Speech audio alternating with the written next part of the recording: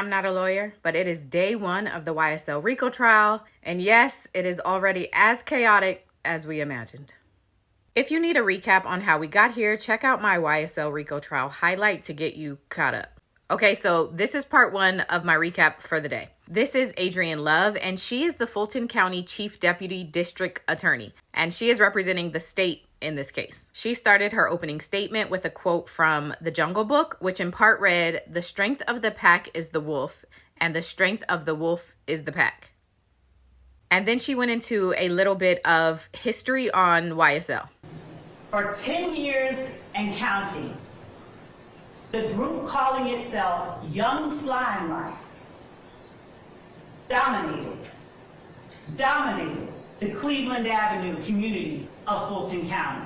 They created a crater in the middle of Fulton County's Cleveland Avenue community that sucked in the youth, the innocence, and even the lives of some of its youngest members. Now, the evidence is going to show that this group started out as a group called Rock Crew. And Rock Crew stands for Raised on Cleveland. The evidence is going to show you that Rock Crew, in fact, is a criminal street gang. It consisted of 3 or more members with common identifiers, signs, colors, linguistic choices that committed crimes on behalf of and in furtherance of Rock Crew itself. The evidence will also show that sometime in 2012 or thereabouts, an internal rift or divide occurred among the members of Rock Crew. Now, the defendant, Jeffrey Williams, seated back there yawning right now, he was an original member of Rock Crew.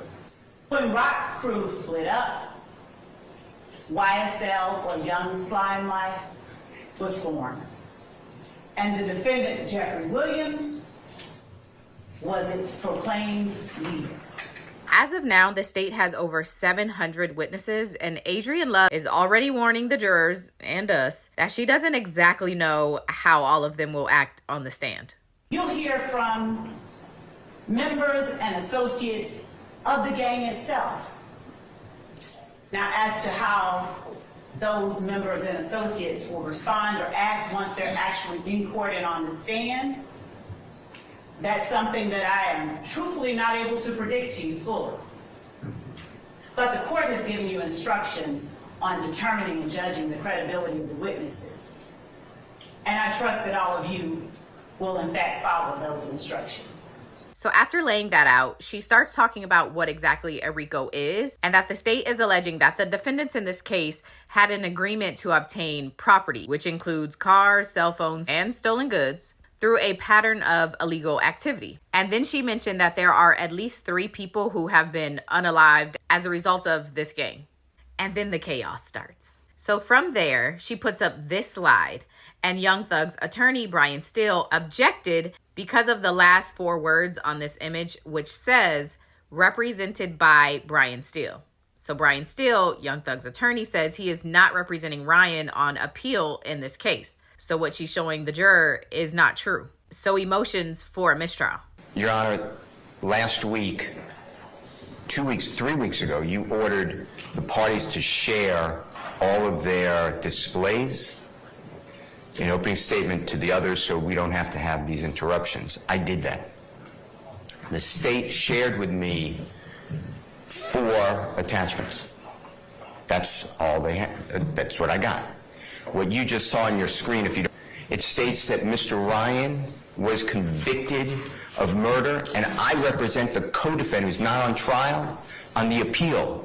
How did that not get sent to me so I could bring it to this honorable court's attention? 1. And 2, how do we just violate court orders? So, yes, I have a serious motion for a mistrial because it's intentional misconduct. The judge ultimately denied the motion, but then Brian Steele and some of the other attorneys bring up the fact that the judge ordered that both sides turn over all visual aids for their opening statements last week. Adrienne Love apparently did not do that.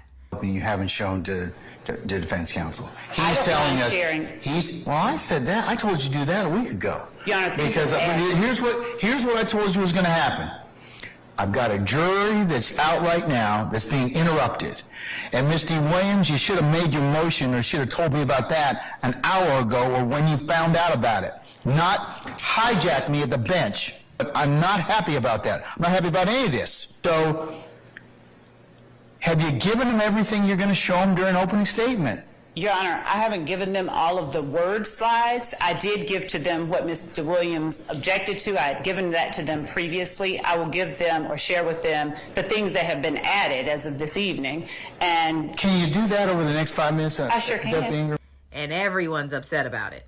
The judge and the other attorneys. There are at least a dozen more slides that were never turned over to us, even though the court instructed us to share it with the state and for the state to share with us prior to opening any exhibits for opening argument. And so, I mean, these are all new to us, and I would just ask that the ones that she did not share, she shared 4, that the ones that she did not share be excluded. I would ask that the state correct that, remove it, or correct it.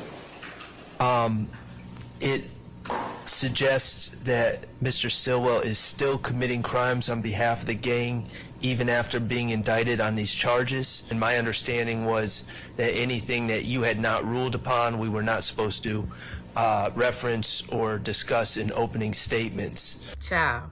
The judge sends everybody to lunch and orders that over lunch, Adrienne Love needs to turn over all of her visual aids to the defense for her opening statements, as she was instructed to do last week.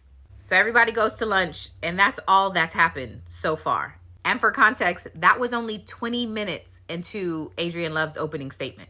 20 minutes. So if this is any indication of how this trial is going to go, we are in for a long ride. I'll be back with part 2 once court is over for the day.